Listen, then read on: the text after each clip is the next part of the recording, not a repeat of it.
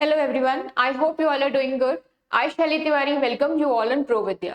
तो ये स्टूडेंट्स हम बैक टू बैक बहुत सारे क्वेश्चंस की प्रैक्टिस कर चुके हैं। आज हम एक नया टॉपिक डिस्कस करने जा रहे हैं आपके साथ, यानी कि पैरा कंप्लीशन।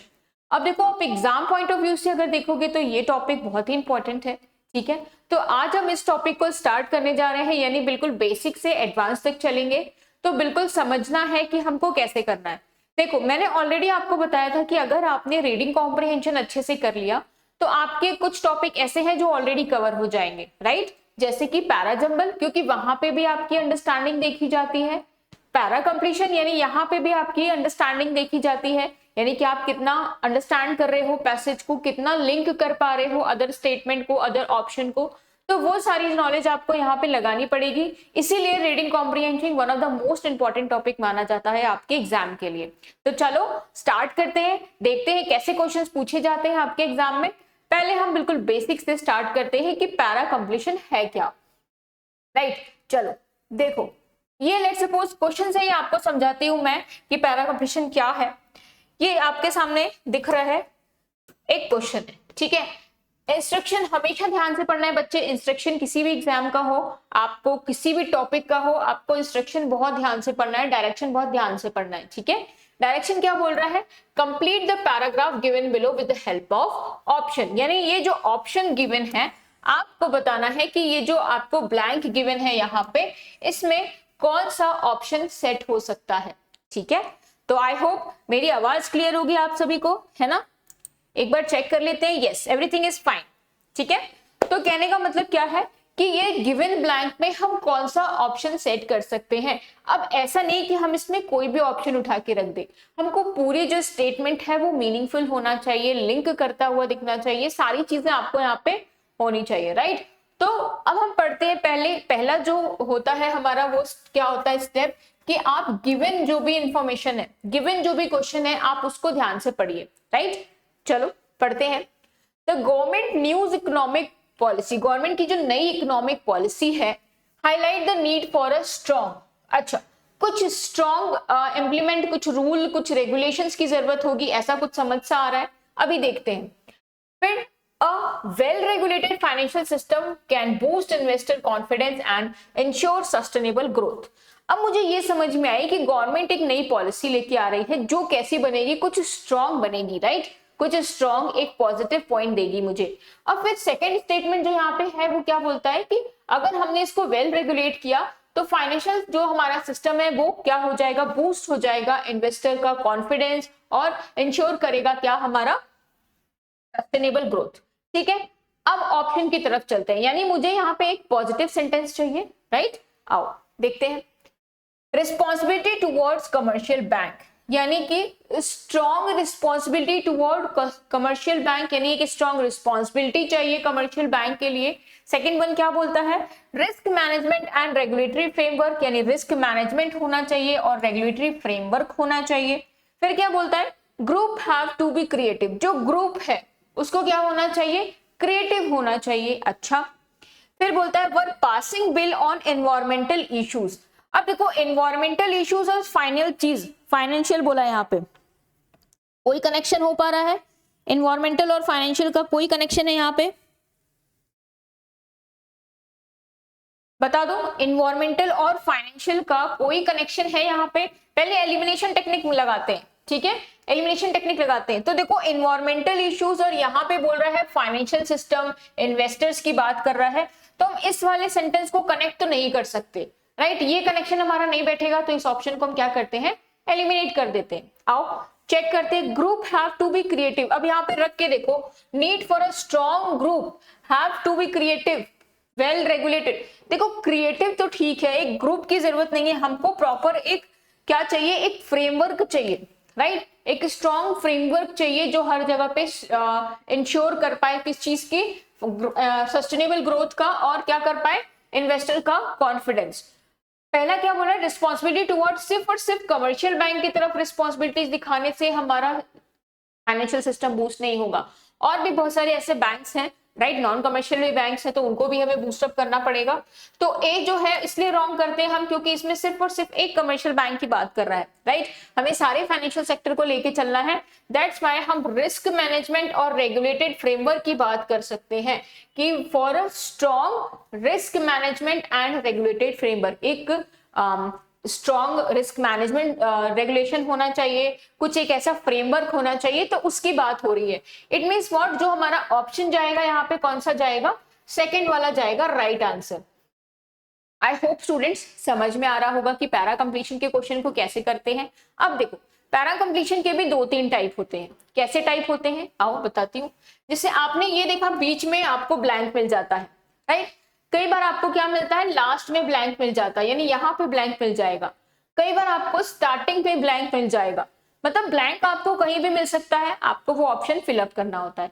बस आपको क्या करना होगा, सेंटेंस की जो कंसिस्टेंसी है वो बना के चलनी पड़ेगी, उसी फ्लो में बात करना पड़ेगा। ये नहीं कि आप वहां पे कुछ भी उठा के फिल कर देते हो, सेंटेंस का फ्लो नहीं बिगड़ना चाहिए, ध्यान रखिएगा, ठीक है। अगर कभी ऐसा लगता है कि मुझे लेट सपोज मैं फर्स्ट भी रख सकता हूँ, सेकंड भी रख सकता हूँ, तो आप एक बार सेट करके देख लो। कई बार क्या होता है कि ग्रामर की वजह से भी हमारे ऑप्शन एलिमिनेट हो जाते हैं, तो जो हम ग्रामर पढ़ते हैं बच्चे, वो ग्रामर का पॉइंट हमारा यहाँ पे भी यूज होगा, ठीक है। आई होप अब आपको समझ में आया होगा कि पैरा कंप्लीशन के क्वेश्चन को कैसे करते हैं, राइट। तो अब एक क्वेश्चन मैं आपको दूं, पहले आप उसको खुद से ट्राई करना, ठीक है, फिर मैं आपको एक्सप्लेन करूंगी। अब थोड़ा थोड़ा कॉन्फिडेंस आएगा जब आप खुद से करना स्टार्ट करोगे क्वेश्चन को, है ना। तो चलो, I am giving you this question, ठीक है। Also I am giving you time, 2 minute ले लो आप, चलो 2 मिनट ले लो। वैसे तो इस क्वेश्चन को 1 मिनट में कर लेना चाहिए, बट अभी स्टार्टिंग है, पहला क्लास है हमारा, तो मैं आपको 2 मिनट दे रही हूँ। फटाफट से आप इसको सॉल्व करो, मुझे आंसर बताओ, इसके बाद फिर मैं इसको एक्सप्लेन करती हूँ, ठीक है। So take your time students.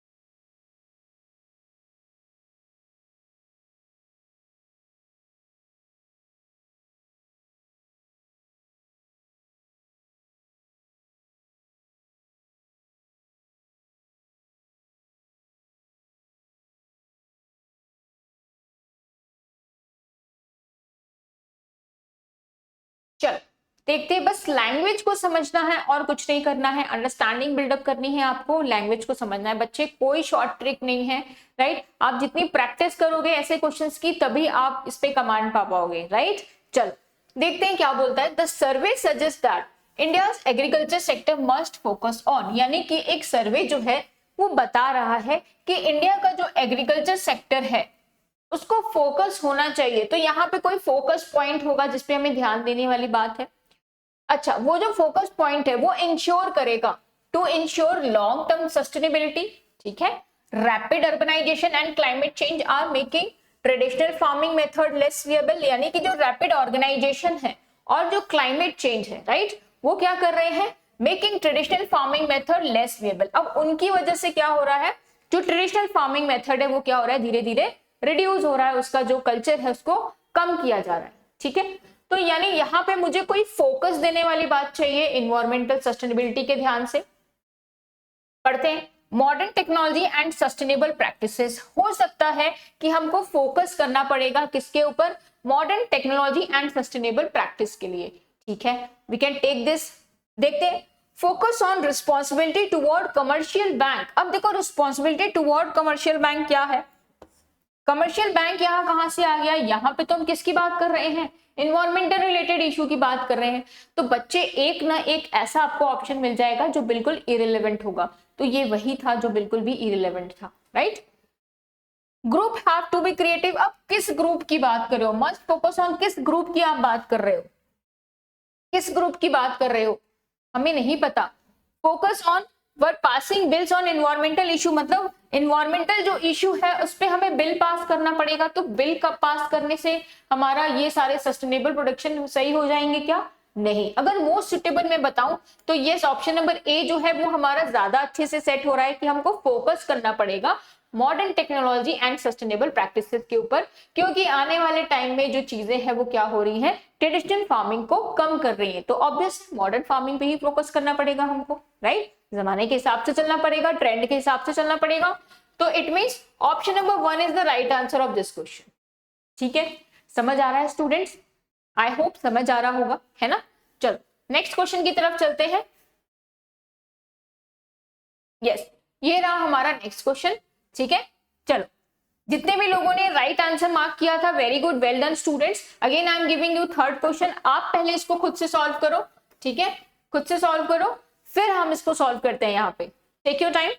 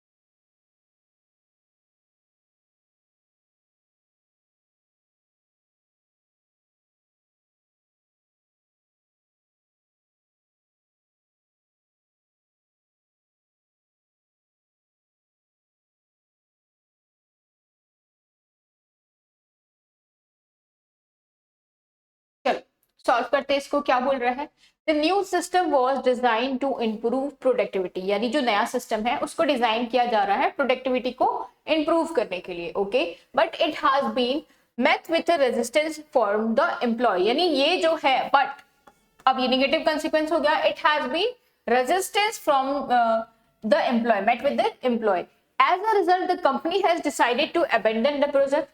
इसलिए रिजल्ट इसका, अब देखो फाइनल तुरंत रिजल्ट बता देना हो जाता है क्या? अगर कंपनी किसी चीज को नहीं पसंद कर रही है, लेट सपोज कोई प्रोजेक्ट है उसको कंपनी पसंद नहीं कर रही है, तो क्या हम इसको अबैंडन कर देंगे? नहीं, हम पहले समझाने की कोशिश करेंगे एम्प्लॉय को कि क्या बात है, आप क्यों इसको अपोज कर रहे हो, राइट? या फिर आप में क्या ऐसा है जो आपको पसंद नहीं आ रहा है, तो हम फाइनल रिजल्ट नहीं कंसेप्ट कर सकते यहाँ पे। The management has decided to offer incentives to encourage the employ to adopt to a new system. ठीक है, ले सकते हैं मैनेजमेंट, अब बट हमें बेस्ट वन चूज करना है बच्चे। The project was launch without proper communication and training for the employees. अब देखो यहाँ पे हम इसको सेट कर सकते हैं, क्यों? क्योंकि ये जो उनके नापसंद करने का रीजन बता रहा है। क्यों?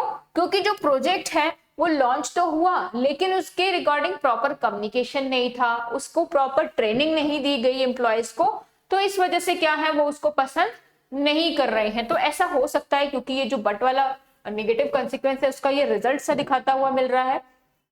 The company has decided to continue with the system despite the resistance। Resistance होने के बाद भी कंपनी कैसे उसको कंटिन्यू कर सकती है? जब एम्प्लॉय उस पर हाँ ही नहीं भरेंगे, काम ही नहीं करेंगे, तो कैसे कंपनी चला सकती है?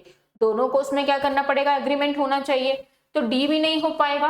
बेस्ट वन की अगर मैं बात करूं तो बेस्ट वन क्या है? हमारा सी वाला है। क्यों? क्योंकि वो इसका क्या बता रहा है, जो भी इफेक्ट है, जो भी रिजल्ट है वो बता रहा है कि क्यों ऐसा हुआ, कॉज क्या है, रीजन क्या है, राइट? तो रीजन यही है कि जो कंपनी ने लॉन्च तो कर दिया, प्रॉपर कम्युनिकेशन नहीं था और ट्रेनिंग प्रोवाइड नहीं किया, यानी कि option number C is the right answer of this question. ठीक है, आई होप स्टूडेंट्स समझ में आया होगा। चलो नेक्स्ट क्वेश्चन ट्राई करते हैं। Yes, here we have our next question, question number 4। ठीक है, again I am giving you 2 minute, फटाफट से इसको सॉल्व करिए। I am waiting for your answer.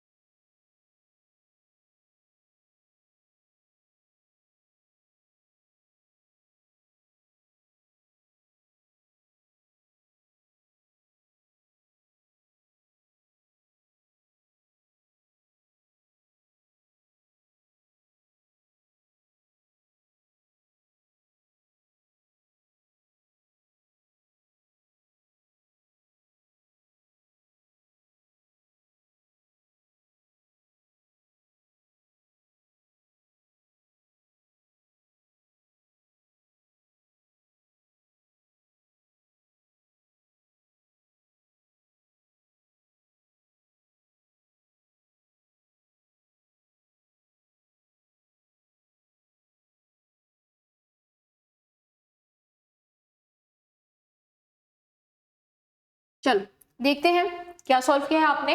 बोलता है the new restaurant in town has reputation for serving delicious food.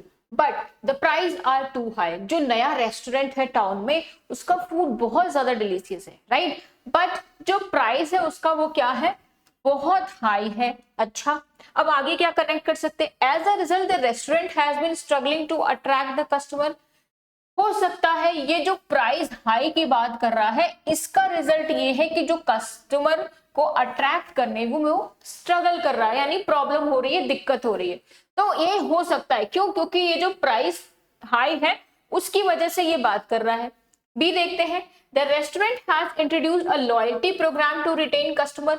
अब देखो लॉयल्टी प्रोग्राम और हाई प्राइस का कोई कनेक्शन हो जाएगा, नहीं कनेक्शन है ना। अभी भी क्या है, प्राइस हाई है तो लोग कम ही जाएंगे वहां पे, जो अफोर्ड कर सकते हैं सिर्फ वही जाएंगे, राइट। तो इसको हम कनेक्ट नहीं कर सकते। The restaurant has reduced the portion size to make it more affordable। अब पोर्शन साइज को अफोर्डेबल बनाने के लिए किया है, तो हम ये भी नहीं बोल सकते बच्चे, है ना। The restaurant has increase its advertisement to attract customer, यानी देखो कस्टमर हम इसको रिलेट करेंगे तो ये बोल सकते हैं ना, क्योंकि यहाँ पे बट लगा हुआ है तो ऑब्वियस है कुछ यहाँ पे निगेटिव है, और निगेटिव यही है कि वो क्या कर रहा है, उसका प्राइस बहुत हाई है।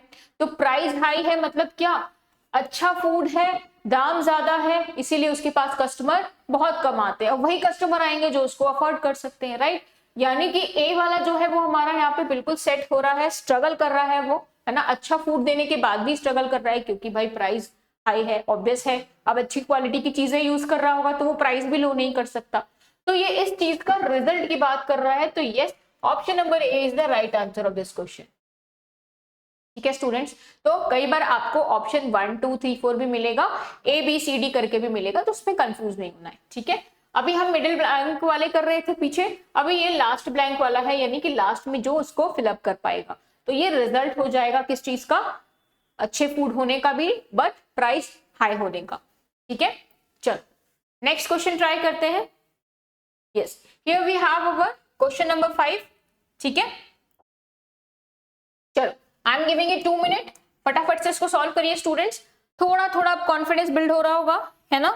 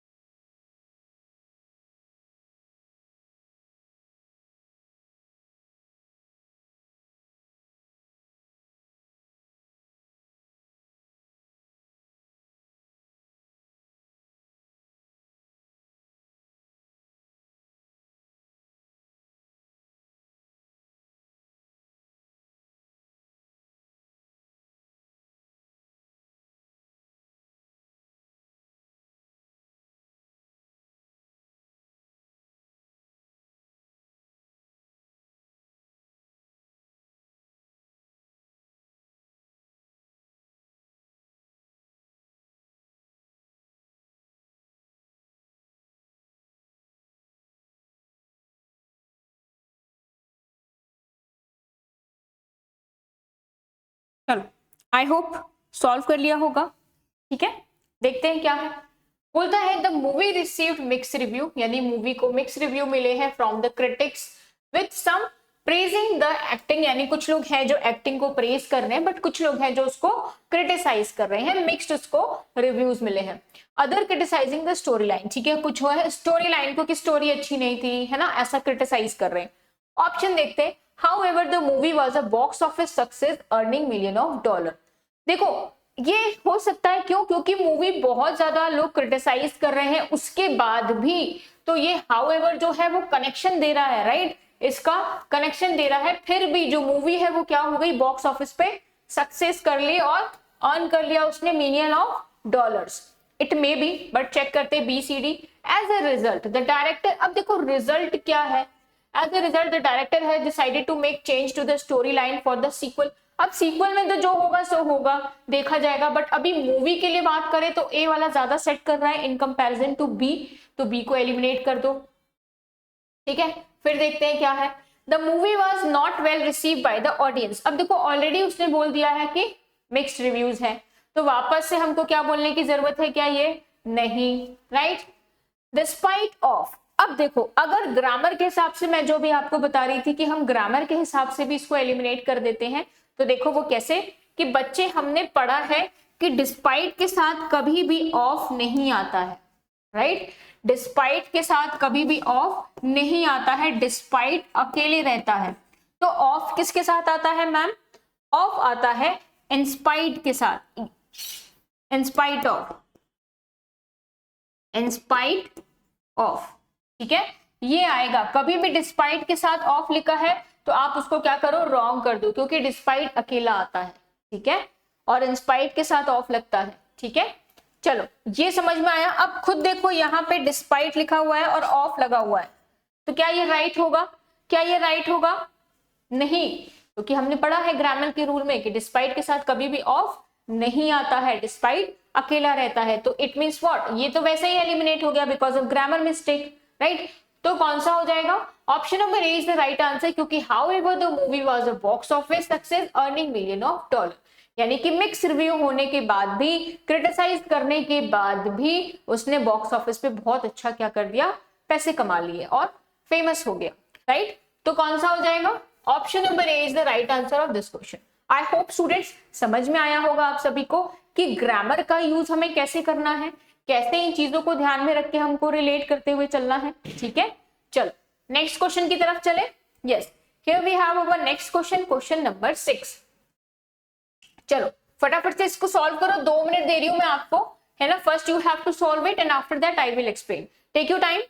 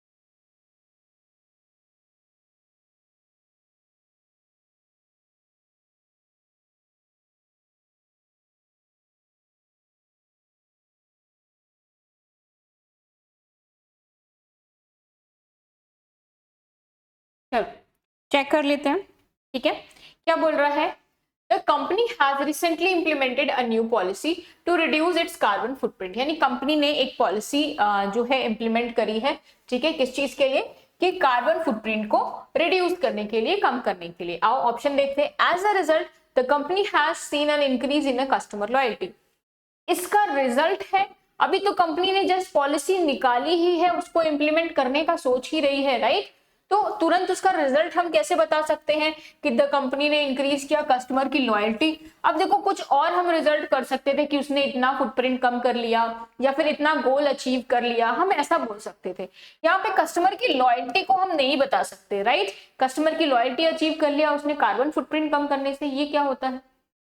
चलो, the company has faced criticism from environmental activist for not doing enough. अच्छे से नहीं कर रही, अभी तो भाई उसने इंप्लीमेंट ही किया है, तब तक हम कैसे कह दें कि उसने अच्छे से किया है या फिर नहीं किया है, या फिर क्या लूप होल्स हैं, हम कैसे बता सकते हैं जब तक वो प्रॉपर इंप्लीमेंट नहीं होगा, कुछ परसेंट टारगेट अचीव नहीं करेगा, राइट। तो ये भी नहीं होगा।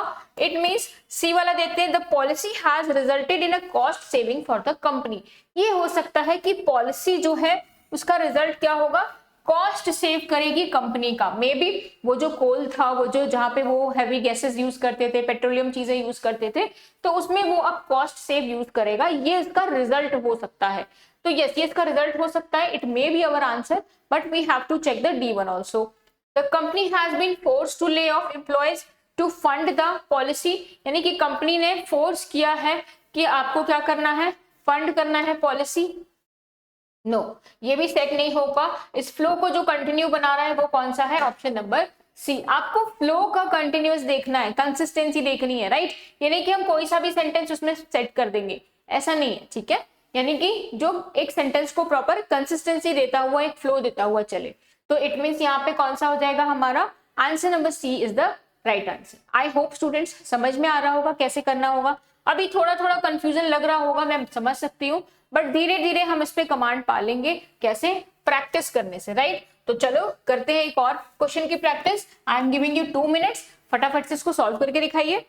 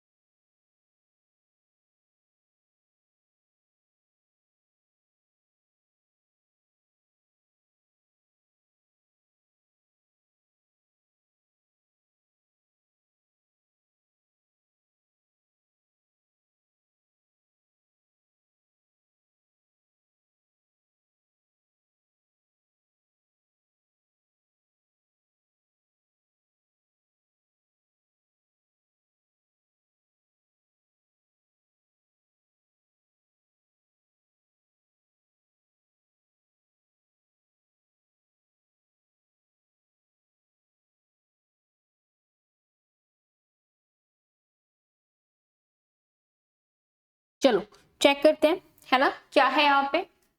The government has announced a new policy to reduce the country's carbon emission। ठीक है, अभी थोड़ा पॉलिसी पॉलिसी वाला हो रहा है, यानी जब हम आपको इंट्रोडक्शन वाली चीजें करा रहे हैं कि कोई ये इनोवेट कर रहा है, कोई ये लॉन्च कर रहा है, कोई ये इंप्लीमेंट कर रहा है, ठीक है।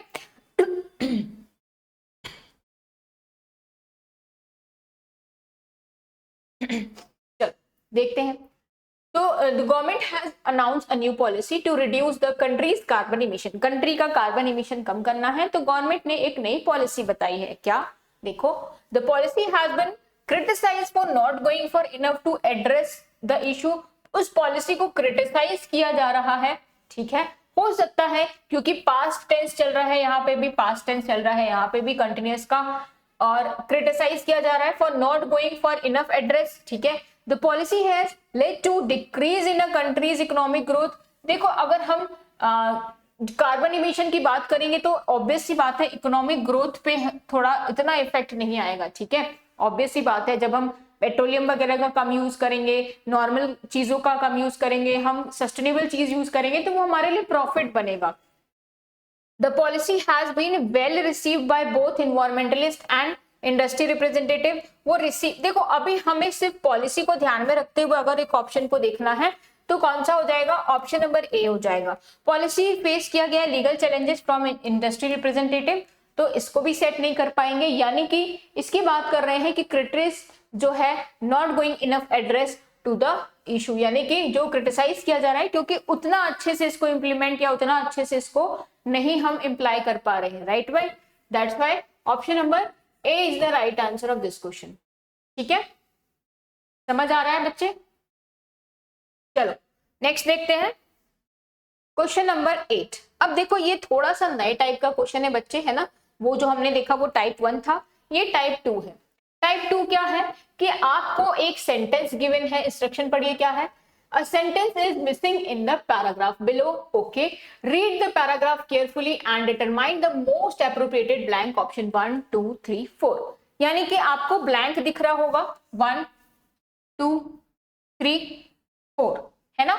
और गिवन ये जो स्टेटमेंट है आपको इसको उठा के आपको किसी भी ब्लैंक में फिल करना है, यानी आपको पता लगाना है कि वो ऑप्शन नंबर 1 में फिल होगा, 2 में फिल होगा, 3 में फिल होगा या फिर 4 में फिल होगा। जिस भी ऑप्शन में आप फिल करोगे उसमें ब्लैंक 1, ब्लैंक 2, ब्लैंक 3 या ब्लैंक 4 उसमें से कोई एक आपका राइट आंसर होगा। सेम अंडरस्टैंडिंग प्रोसेस देखनी है आपको, पहले समझना है कि ये क्या बात कर रहा है और कहां पे आपकी इस स्टेटमेंट की नेसेसिटी है, आपको उसको देखना है। ठीक है, तो आई होप ये क्वेश्चन समझ में आया होगा कि कैसे सॉल्व करना है। ठीक है, क्वेश्चन समझ में आया होगा। चलो अब इसको देखते हैं क्या बोलता है। Regular physical activity play a vital role in boosting mood and reducing symptoms of stress and anxiety. यानी कि जो रेगुलर फिजिकल एक्टिविटी है वो क्या करता है, हमारा मूड भी सही करता है और रिड्यूस करता है क्या, जो सिम्टम्स है स्ट्रेस और एंजाइटी का, उसके सिम्टम्स को भी कम करता है। अच्छा, living a healthy lifestyle require a combination of good nutrition, regular exercise and sufficient rest. यानी कि हेल्दी जो लाइफस्टाइल है वो क्या होती है, अच्छा खाना, रेगुलर एक्सरसाइज और सफिशिएंट रेस्ट। अब देखो रेगुलर फिजिकल एक्टिविटी हम क्या यहाँ पे रख सकते हैं, क्योंकि अभी यहाँ पे सिर्फ और सिर्फ एक्सरसाइज की बात नहीं हुई है या फिर फिजिकल एक्टिविटी की बात नहीं हुई है। अभी यहाँ पे तीनों चीज की बात चल रही है, डाइट की भी बात चल रही है, प्रॉपर एक्सरसाइज भी है और सफिशिएंट रेस्ट भी है। तो ये यहाँ पे कंटिन्यूटी दे पाएगा क्या, बिल्कुल नहीं। तो यानी ब्लैंक 1 आप क्या कर दो, हटा दो। ब्लैंक 1 आपका आंसर नहीं हो सकता।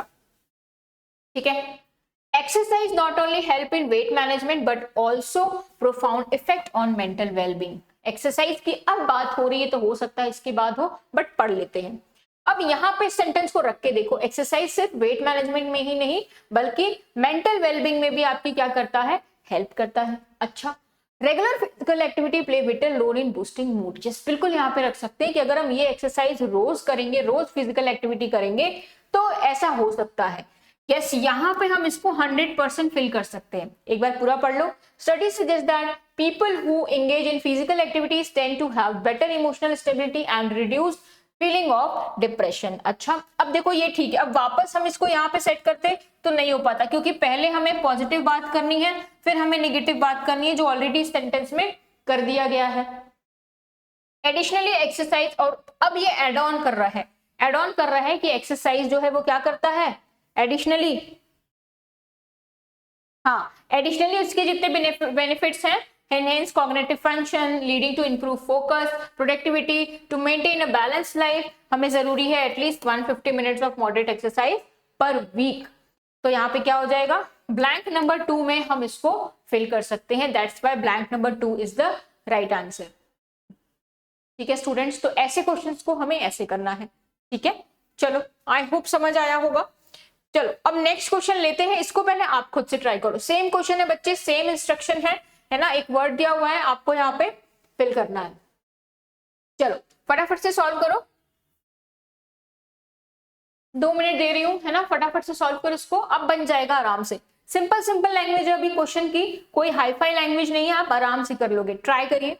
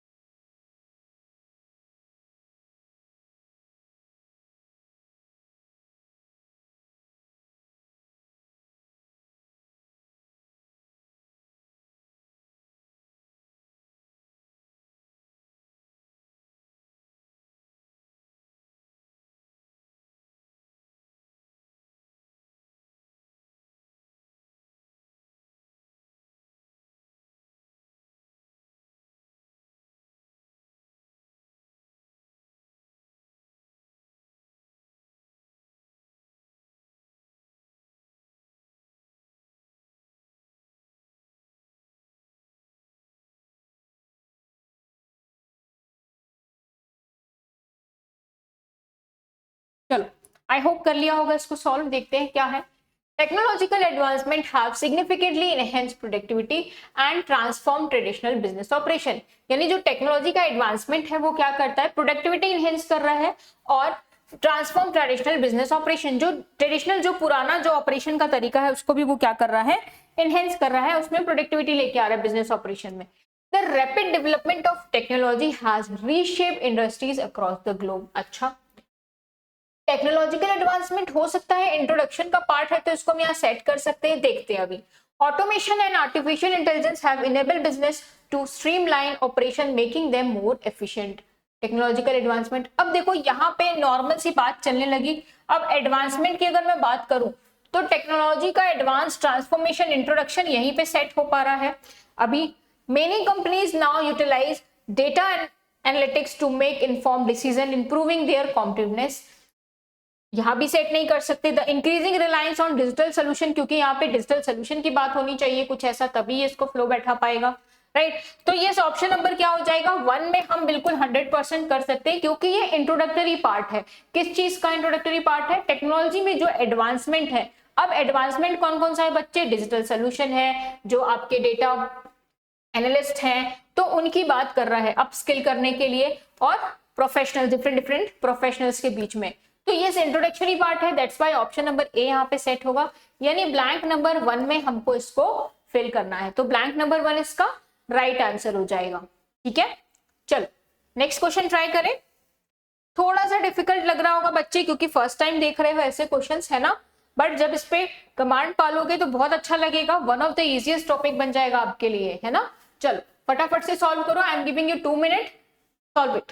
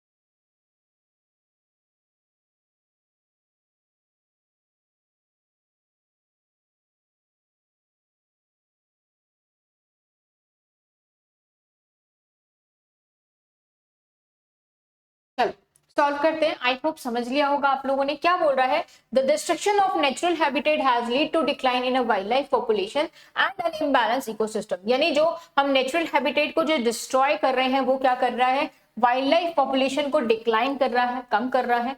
साथ ही साथ जो हमारा इकोसिस्टम का इम्बैलेंस है उसको भी वो क्या कर रहा है, डिक्लाइन कर रहा है।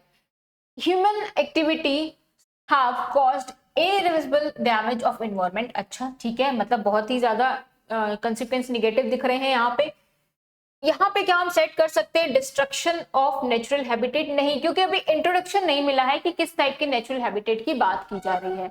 नेक्स्ट क्या है, डिफॉरेस्टेशन। अब देखो यहाँ पे पता चला कि कौन सा डिस्ट्रक्शन है, deforestation, industrial expansion and urbanisation have significantly altered natural landscapes. हम यहाँ पे ये ले सकते हैं क्योंकि यही है जो क्या है आपका डिस्ट्रक्शन है। कौन कौन सा, deforestation, industrial expansion and urbanisation. तो हम ऐसा बोल सकते हैं कि ऑप्शन नंबर 2 में हम इसको, ब्लैंक नंबर 2 में हम इसको सेट कर सकते हैं। As forest are cleared, yes, अब डिस्ट्रक्शन हो रहा है तभी तो फॉरेस्ट क्लियर हो रहे हैं, इसका मतलब 100% ये यहीं पे आएगा। ठीक है, एक बार रीड कर लेते हैं। As forests are cleared, many species struggle to find food and shelter, pushing them towards extinction. Yes, conservation program and sustainable practices are being implemented to mitigate the negative effect on biodiversity. Government and environmental organization are working together to promote reforestation and protect. Yes, 100% यहाँ पे क्या आएगा, option number 2 यानी कि blank number 2 में हम इसको set करेंगे, क्योंकि यहाँ पे डिस्ट्रक्शन की बात की गई है। और कौन सा डिस्ट्रक्शन है हमारे पास, deforestation, industrial expansion and urbanisation. एक अच्छी कंटिन्यूटी दे दिया आपको, कंसिस्टेंसी बन गई, पूरे सेंटेंस की फ्लो बन गया पूरा, तो इट मींस उसको सेट करिए और चले जाइए। अच्छा क्वेश्चन था स्टूडेंट्स, है ना। तो ऐसे ही आपको देखना है कि कहाँ पे आप कंटिन्यूटी बिल्डअप कर सकते हो, राइट। तो आई होप स्टूडेंट्स अब समझ में आया होगा कि क्वेश्चन को कैसे करना है। ठीक है, तो यस, नेक्स्ट सेशन में हम इस क्वेश्चन की और प्रैक्टिस करेंगे। ठीक है, तो चलो मिलते हैं अपने नेक्स्ट सेशन में। ठीक है, bye bye, take care all.